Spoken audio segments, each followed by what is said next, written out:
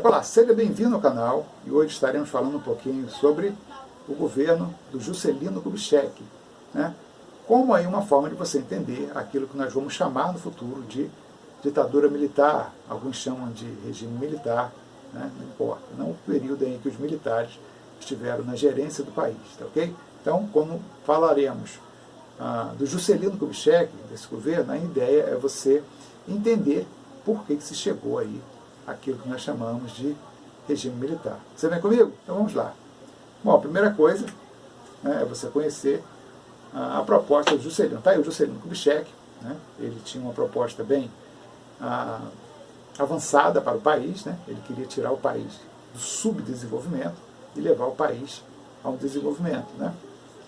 Ele tinha um lema que era chamado de 50 anos em 5. Então ele queria levar, né, 50 anos de desenvolvimento no país em apenas um mandato. Ele fez bastante coisa, eu não sei se isso foi válido, eu não sei se isso foi um desenvolvimento que estava de olhos para o futuro. Talvez não. Então vamos lá. Ele tinha aquilo que a gente chama, como estava lá no início, plano de metas. Então, o plano de metas de Juscelino, ele tinha uma área de trabalho. Ele queria trabalhar algumas questões, né? Você vê ali, né, a questão da energia, uma delas. Obviamente, se você vai industrializar um país, você quer desenvolver o país, você tem que ter energia, né? Energia barata, boa e barata, de qualidade, barata. Você não pode estar ali, né, com energia elétrica da sua casa oscilando toda hora, a ponto de queimar o eletrodoméstico. Se isso é ruim para dentro da tua casa, imagina uma indústria que depende aí de uma quantidade imensa de energia para mover imensas máquinas. Então, ele queria trabalhar a questão da energia. Não era só energia elétrica, petróleo também, né? Porque um outro projeto dele era em cima da questão do carro. Ele queria trazer fábrica de carro para o país, né? O transporte. Então você tem energia, transporte é o segundo que você tem aí, né? Segunda meta dele, ele tinha metas na questão da energia, ele tinha metas na questão do transporte. Ele queria trazer aí, deixar o país atrativo para as montadoras de carro, ok? Né? Ele queria tirar lá, né, a condição que nós temos, né? Deixa eu colocar, dessa condição que sair da idade das pedras para uma condição em que você tem um carro um pouquinho melhor, você não precisasse colocar o pé no chão para que ele se movesse, ok? Então tá aí. A outra questão foi a questão do aço, né?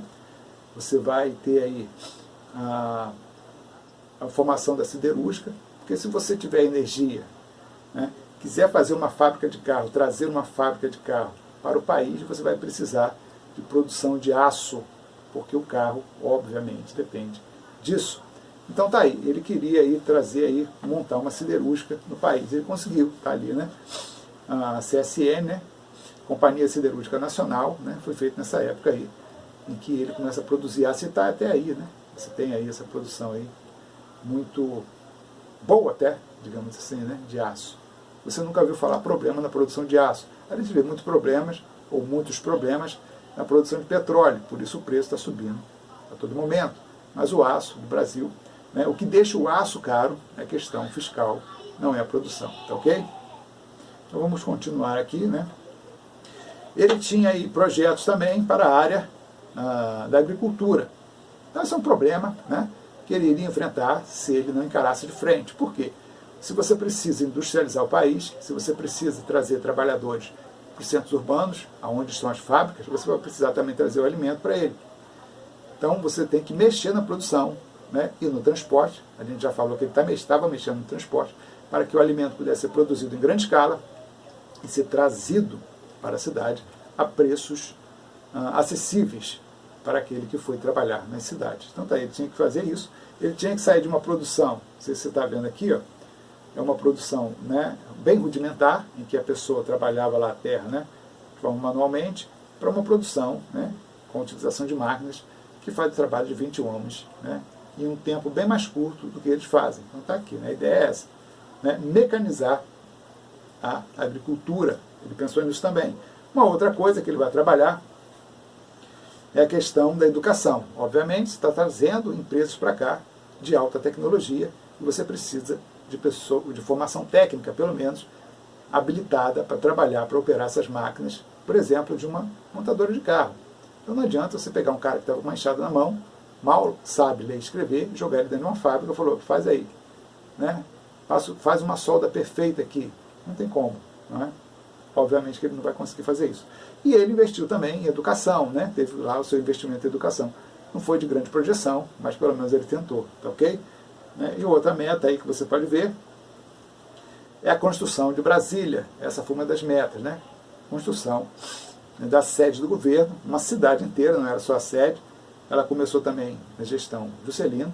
Eu lembro na época, o Brasil tinha sua sede, sua capital aqui no Rio de Janeiro, né? Na cidade do Rio de Janeiro. E com o Juscelino ele transferiu aí, né, para Brasília. Ele montou essa cidade lá em Goiás. Então tá aí. Eu vou fazer aqui um resumo para você, né, dessas metas. Então você tem ali energia, né? Olha lá, a produção de energia nuclear, carvão, né, por aí vai, né? Transporte, olha lá, reativar estradas de ferro, né? Estradas de rodagem, principalmente para tornar o país atrativo para as montadoras de carro. Alimentação, tinha meta na alimentação, trigo, deixa eu ler no outro monitor aqui que fica melhor, né?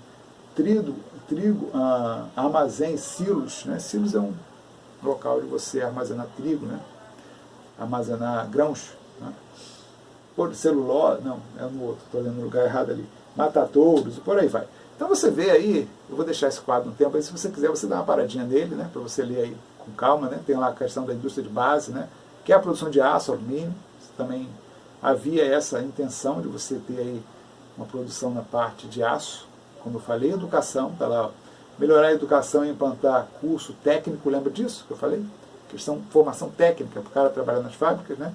E a meta lá, construção de Brasília, ok? Então essas metas aí. Só vou tecer algumas características de como ele fez isso. Então tá aí, ó, um dos grandes problemas, né? Ali, essa imagem representa dois problemas que você está tendo. Primeiro, que quando você fala em produção nacional, você fala em competição com o mercado externo. Então, por exemplo, se ele quer incentivar que seja aberta aí uma fábrica de sapatos, né, primeira coisa, você tem que ter a mesma tecnologia do sapato importado. Porque senão você faz uma produção inferior, né, de qualidade inferior, e quem compra não vai querer comprar. Vai querer comprar o sapato importado. Então a fábrica brasileira vai falir. Ele tinha que resolver esse problema. Primeiro que ele tinha que taxar os produtos que entram no país. Para deixar o sapato, né, que entra importado mais caro. Então você importou vai pagar um preço maior. E segundo, você tem que importar as máquinas que fazem esse sapato, porque aqui ainda não se produzia isso. Essa máquina de costura ali, né, altamente especializada, tem uma outra aqui, ó, né, custa caro. Isso aí não era feito no país. Então, mas ele é um produto importado também. Já percebeu isso? Se ele aumentar o preço do sapato, aumenta também o preço da máquina. Então ele fez câmbios diferenciados. A ideia é essa. Olha lá, a questão da importação, né? Ele lidou com esse problema fazendo o seguinte, né? O imposto de importação de máquinas era menor do que o imposto de importação do produto de consumo. Se ele fez assim, né? Dependendo do produto, você vai ter uma taxação maior ou menor, né? Aquilo que favorece o Brasil, a máquina para fazer o sapato, paga menos. E aquilo que prejudica a indústria nacional, o próprio sapato, importado de alta qualidade, paga um pouquinho mais para te encorajar a comprar o sapato nacional, tá ok? Um outro problema está aí, ó, na agricultura, né? Como eu havia falado para você, ele tinha que tornar os produtos baratos. Então, se ele está trazendo milhares de pessoas dos campos para trabalhar na cidade, obviamente, que ele vai ter que trazer a comida para essas pessoas. Então ele tem que investir em transporte, já estava fazendo, investir também no campo. Lembra disso que eu falei? Que ele vai ter que colocar maquinários lá para substituir aquela mão de obra que está vindo aí para os centros urbanos e produzir com mais eficiência, um volume maior e mais qualidade. Ok? É esse o problema que ele está enfrentando. Está aí uma foto para você ver, né? O trabalhador, né, que antes arava a terra com enxadas, ele tem que pegar, né, fazer a trouxinha dele, né, e ir para a cidade trabalhar. Faz a trouxinha porque, se você olhar, não, é outra imagem, essa imagem aí, você vê que atrás dos trabalhadores rurais estão as máquinas que vão substituí-los. Isso é uma consequência do desenvolvimento, ok? Então vamos lá. Aí a máquina, só para você exemplificar, é uma colheitadeira, né? Essa colheitadeira ela pode ser até ter aí informações via satélite, para saber a tempo certo, né, o clima, para que ela possa fazer uma colheita de alta qualidade. Isso aí custa uma fortuna, você não tem ideia. Então vamos lá. Uma das questões é que esse tipo, se ele fizesse isso mal feito, né, essa troca de mão de obra, trazendo a mão de obra do campo para a cidade, né, e não nutrisse a cidade, né, com produtos que pudesse atender essa demanda, isso geraria inflação. Porque um dos problemas de inflação é você ter uma demanda maior do que você pode atender. Então, se vem muita gente para a cidade, tem que vir muita comida também atrás dele. Porque se tem pouca, a gente sabe que o mercado funciona assim, né? Se eu estou comprando muito, o preço vai subir. Agora, se tem bastante oferta, ou gente comprando, né, um pouquinho menos, o preço fica estabilizado, melhor. Então foi. Eu estou trazendo aí um exemplo, né, do que aconteceu nessa, deixa eu me ajeitar aqui um pouquinho, nessa empreitada de Juscelino. Então tá lá, né? Eu trago o exemplo aí da Reduc, é a refinaria que nós temos ali em Caxias, Campos Elíseos, e essa refinaria, ela usa lá 250 mil trabalhadores na construção. Essa parte de cima aqui está representando a construção dela, ou seja, você vai construir a refinaria. Só que quando ela fica pronta, você tem aí um equivalente a 50 mil trabalhos só, diretos e indiretos. Olha só o que vai acontecer, né? Essas pessoas que sobram, elas vão participar agora do subemprego, vão morar na periferia sem condições nenhuma, de moradia, de saneamento, né? É aquilo que a gente chama aí, antigamente chamava de favela, hoje você chama de comunidade, né? É isso que está acontecendo, né? Porque ele trouxe um volume de gente para a cidade maior do que a cidade poderia suportar. Ele trouxe um volume de gente maior do que a pós-construção, né?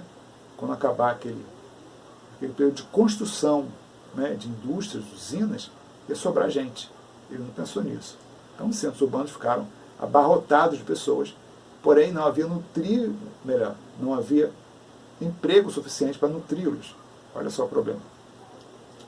Aí um outro exemplo de favela, tá vendo aí, ó, que vai influenciar muito, né, no que a gente vive hoje, obviamente.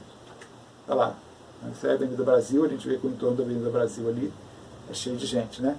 Isso aqui é um dos motivos em que, quando ele sai do governo, o governo fica quase que ingovernável. Essas foram as palavras de Jânio Quadros, aquele que substituiu o governo de Juscelino Kubitschek. Mas esse é um assunto para a próxima aula. Eu espero te